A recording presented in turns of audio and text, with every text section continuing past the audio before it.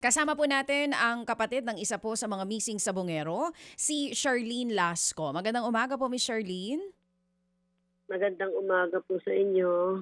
Good morning po. Salamat po sa panahon ngayong umaga. Ma'am, kayo po ay nagtungo nga dito sa Department of Justice para magsampa ng kaso na obstruction of justice sa isa po sa mga abogado nitong si Atong Ang. Para lang po malinaw sa publiko, ano po mismo nga itong mga inireklamo ninyo at ano po ang basihan nitong pagsasampa ninyo ng kaso? Unang-una po, nagreklamo po kami sa DOJ, gawa ng si Attorney Caroline Cruz. Alam naman po natin na isa siya sa kinasuhan namin sa DOJ, ngunit medyo na off the hook siya.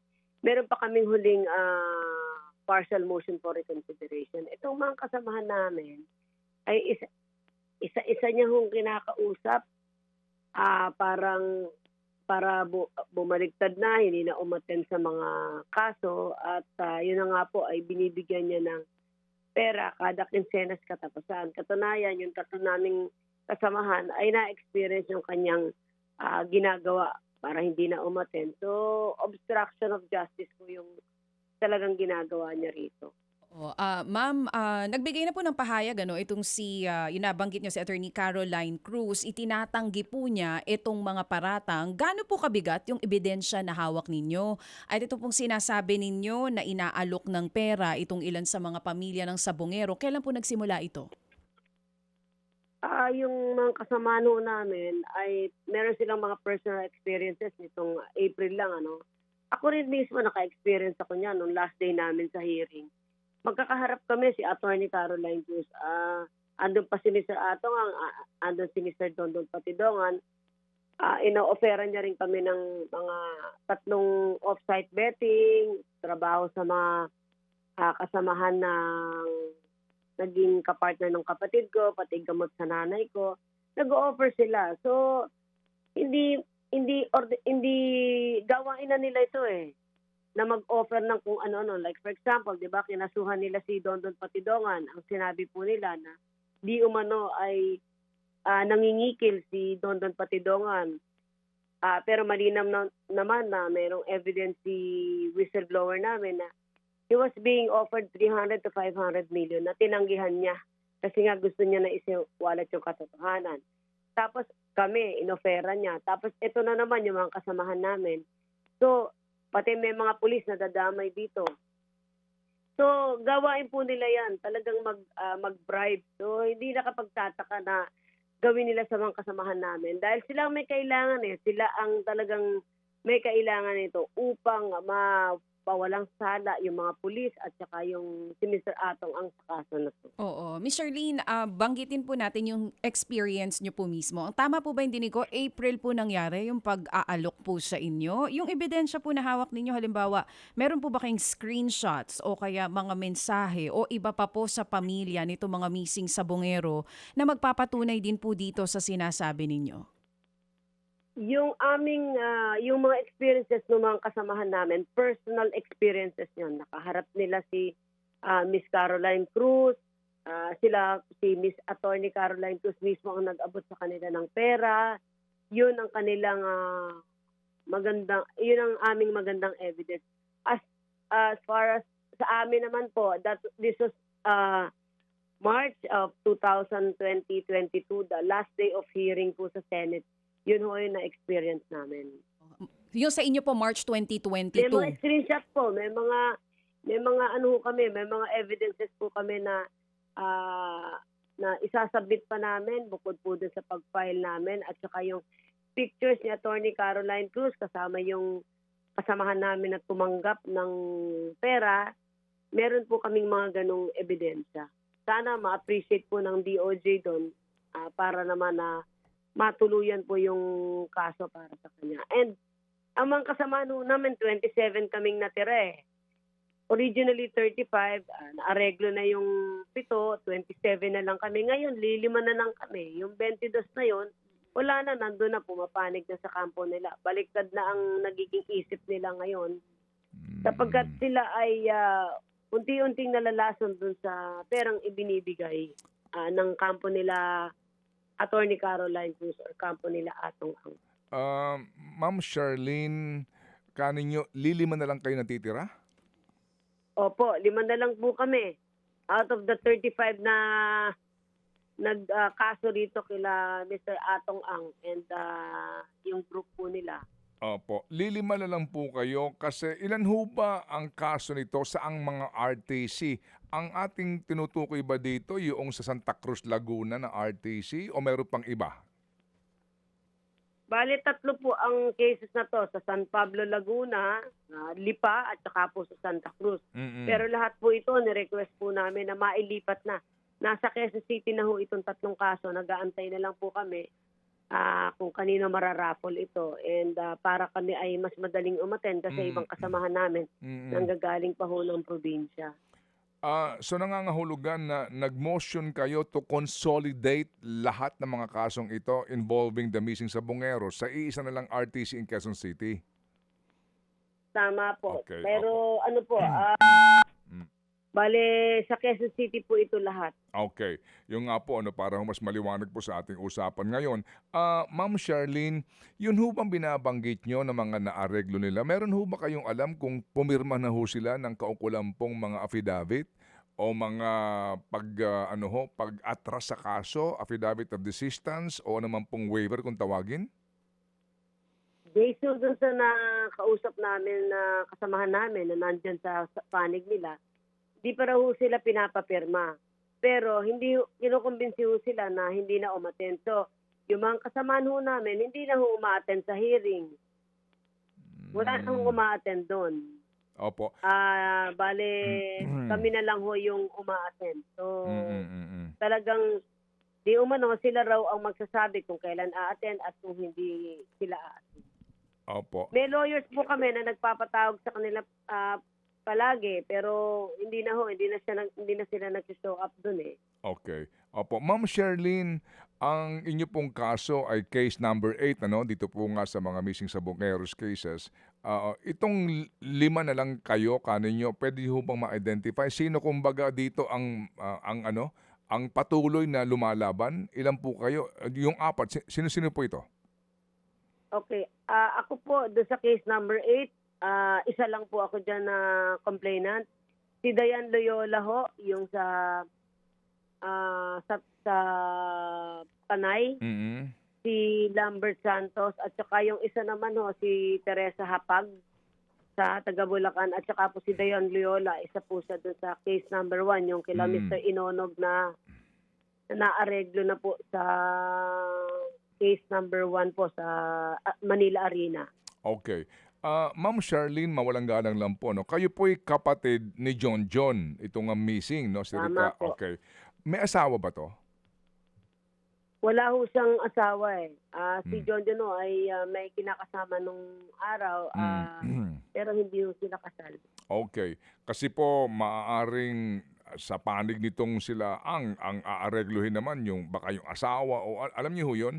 Para magkaroon ng komplikasyon dito, sabihin na hindi naman kayo talaga ang ang dapat na lumalaban o kaya ay humaharap sa kaso. Pero kinlaro po yan naman ng DOJ na kayo po talaga ang dito, ang karapat-dapat na maging complainant sa kaso po nitong si John John. Unang-una, kahit hindi sila kasal o kasal sila, kami mismong pamilya, hindi kami magpapaareglo sa mga to. Talagang tutuluyan namin sila kahit po hanggang saan kami makarating. Opo. Nung kayo po'y kinausap, magkano inaalok sa inyo, Ma'am Charlene? Wala ho kami, walang perang inaalok eh. Yung personal knowledge ko, nakaharap ko siya, walang perang inaalok. Perang kami ng off-site betting. Yung 3 off-site betting, yung parang loto, yung outlet nila. Oo. At saka yung kanilang gamot para sa nanay ko at saka yung trabaho para doon sa kinakasama ng kapatid ko. May pictures po kami noon sa Senado. Pumunta kami sa isang kwarto sa Senate and then sinend sa akin ni Attorney Caroline Cruz ng pictures na nangyari. Sabi niya, pag-isipan ko. Pero right there and then sabi ko, pag-isipan ng pamilya pero hindi ho kami pumapayag sa ganun eh. Ibigay nila yung bangkay ng kapatid namin. Yun ang pagkasabi ko. Buto na lang yan. Opo. Yung, Yun ang aming yung 40 mil, Ma'am Charlene, na sinasabi na allowance, meron kayong alam talaga na tumatanggap na po nito? As in 20 mil daw per kinsena? Ano ang kwento sa inyo nung mga dati niyong kasamahan siguro na tumatanggap ito ngayon at pati kayo baka kinukumbinsi na rin? Well, unang-una po, kung ako kukumbinsihin nila, hindi ho mangyayari yun. Pangalawa po, itong si Jaja ho, at saka si Tatay Lambert, at saka si Teresa Hapag, nandun ho yung pera nung sa Napolcom na nagreklamo kami. Nandun yun po yung evidences po namin na talagang sila mismo binigyan. Sila ay kinumbinsi. Pero din sa mga kasamahan namin na hanggang ngayon nandiyan pa, na nagbibigay pa rin ng information sa amin na talagang natatanggap nila yung kinsenas katapusan. Dati sa Mandaluyong ngayon, siyempre nalaman na namin kung saan, iniiba-iba na nila yung lugar.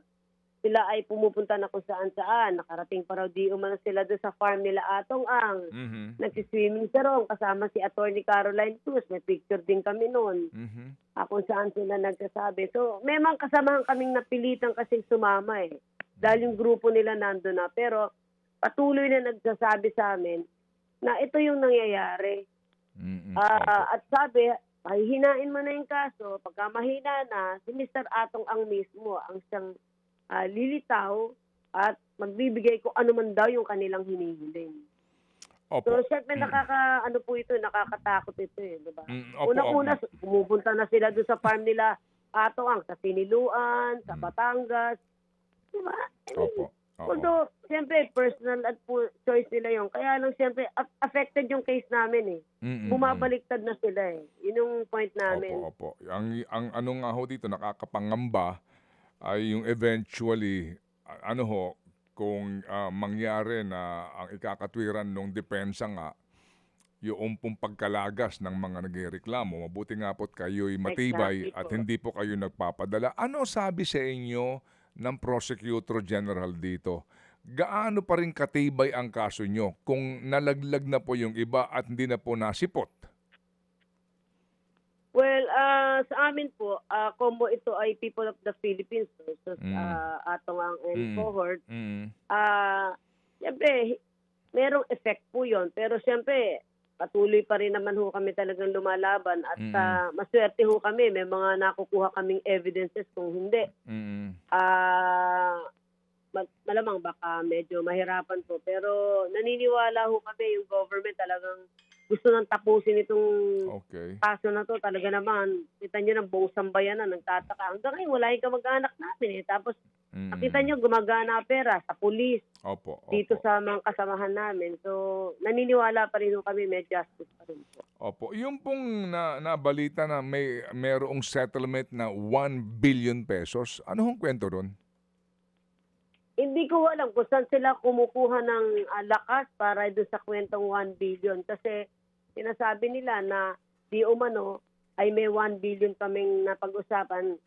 Sana tanungin muna nila si Attorney Caroline Cruz. Magbigay rin sila ng ebidensya na minsan nakaharap ko siya tungkol dyan sa 1 billion. Ang tanging nakaharap ko si Attorney Caroline Cruz nung last day namin sa hearing. Yun ay malamang pinapacirculate na lang para magalit sa amin o kami ay ginagawa na divide and conquer ito eh. Ito yung kanilang palabas dito upang yung mga kasamahan namin ay medyo mag-isip ba't sila nagkakaganon. So, hindi po yun totoo. Opo. At 1 billion, kahit pa 10 billion, hindi ho kami magpapasettle. Sa ginawang abala nito ni Mr. Atong Ang sa pamilya namin.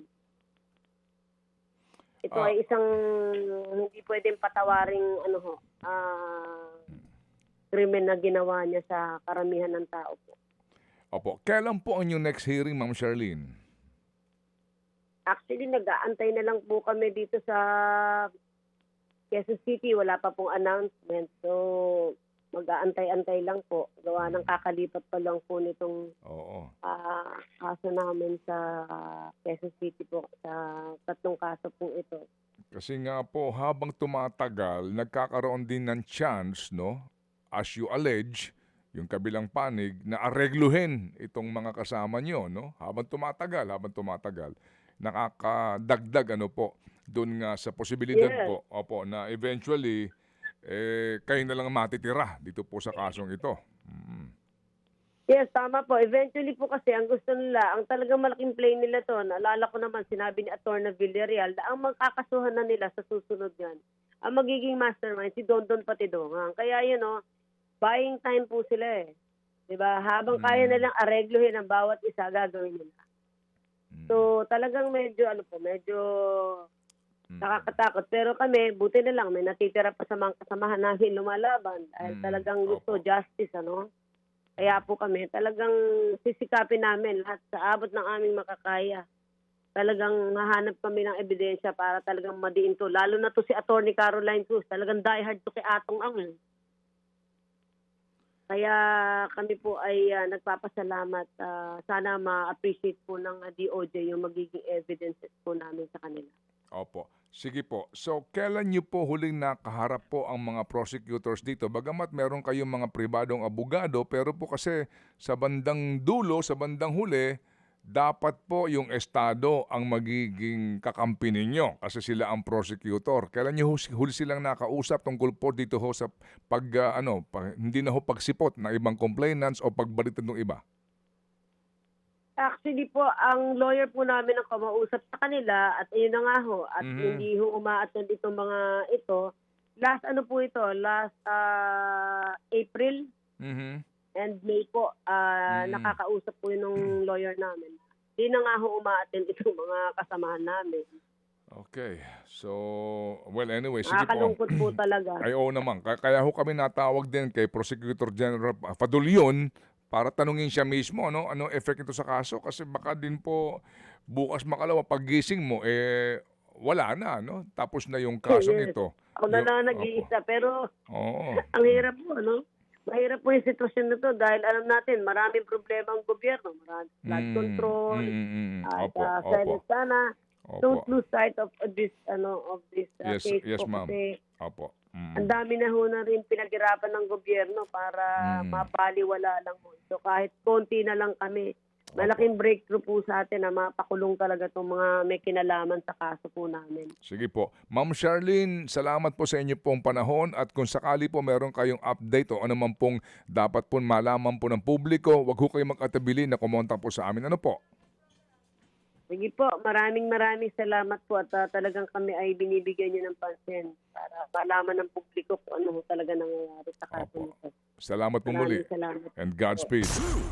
Mga kapatid, patuloy po kayong tumutok sa 105.9 True FM para sa totoong balita, impormasyon, music and entertainment. Mag-subscribe sa aming YouTube channel at podcast at sundan nyo kami sa Facebook, Instagram, X at TikTok sa True Network PH. Bisitahin din po ang aming official website, truefm.ph. At panoorin din kami sa True TV Signal, Channel 19. Kami po ang 105.9 True FM. Laging true sa'yo, kapatid.